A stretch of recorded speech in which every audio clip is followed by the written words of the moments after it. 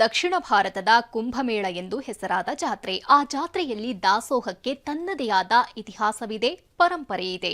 20 ದಿನಗಳ ಆ ಅದ್ಧೂರಿ ಜಾತ್ರೆಯಲ್ಲಿಂದು ಮಿರ್ಚಿ ದಾಸೋಹ ನಡೆಯಿತು.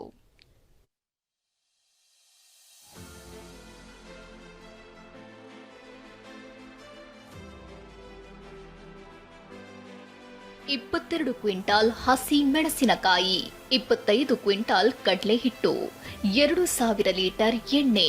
ನೂರಾರು ಭಕ್ತರು ಒಂದ್ ಕಡೆ ಬಿಸಿ ಬಿಸಿ ಮಿರ್ಚಿಯನ್ನ ಕರೆಯುತ್ತಿದ್ರೆ ಮತ್ತೊಂದ್ ಕಡೆ ಭಕ್ತರು ಮಿರ್ಚಿ ಸವಿಯುತ್ತಿದ್ದಾರೆ. ಭಕ್ತಿಯ ಜತೆಗೆ ಮಿರ್ಚಿ ದಾಸೋಹವು ಭರ್ಜರಿಯಾಗಿ ಸಾಗಿದೆ. ಮಠದ ಆವರಣದಲ್ಲಿ ದಾಸೋಹ ನಡೆಯುತ್ತೆ.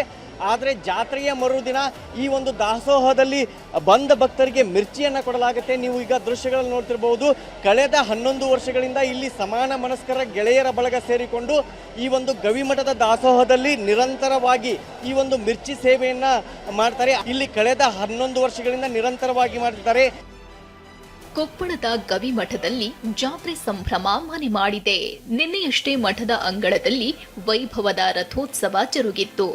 ಲಕ್ಷಾಂತರ ಭಕ್ತರ ನಡುವೆ ಅಜ್ಜನ ತೇರು ವಿಜೃಂಭಣೆಯಿಂದ ಸಾಗಿತ್ತು.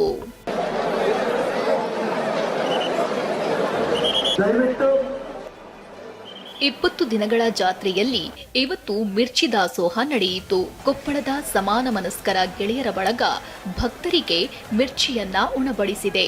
25 ಕ್ವಿಂಟಾಲ್ ಕಡಲೆ ಹಿಟ್ಟು, 22 ಕ್ವಿಂಟಾಲ್ ಹಸಿಮೆಣಸಿನಕಾಯಿ, 25 ಕೆಜಿ ಅಜವಾನ, 25 ಕೆಜಿ ಸೋಡಾ, 75 ಕೆಜಿ ಉಪ್ಪು, 60 ಸಿಲಿಂಡರ್, 12 ಬ್ಯಾರೆಲ್ ಎಣ್ಣೆ ಬಳಸಿ 7-8 ಲಕ್ಷ ಖರ್ಚು ಮಾಡಿ ಮಿರ್ಚಿ ತಯಾರಿಸಿದ್ರು.